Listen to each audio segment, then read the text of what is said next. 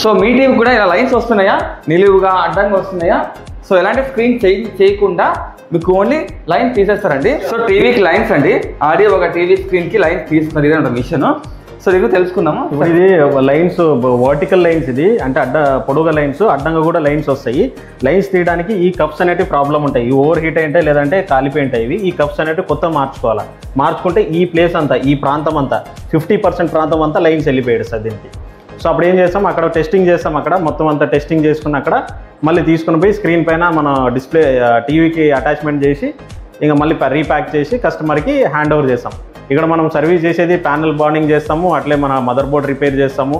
All parts of మన parts కూడా ఇక్కడే దొరుకుతాయి, మనకి ప్యానల్స్ కూడా ఇక్కడే దొరుకుతాయి, స్క్రీన్స్ కూడా. ఒకసారి మీరు అప్రోచ్ అవ్వండి, మీరు టీవీ ఏమైనా ప్రాబ్లం ఉంటే ఇక్కడ చెక్ చేసుకుని పోండి. చెక్ చేసుకోవడానికి ఏ ఛార్జెస్ చేయము, ఫ్రీ ఆఫ్ కాస్టే ఉంటుంది.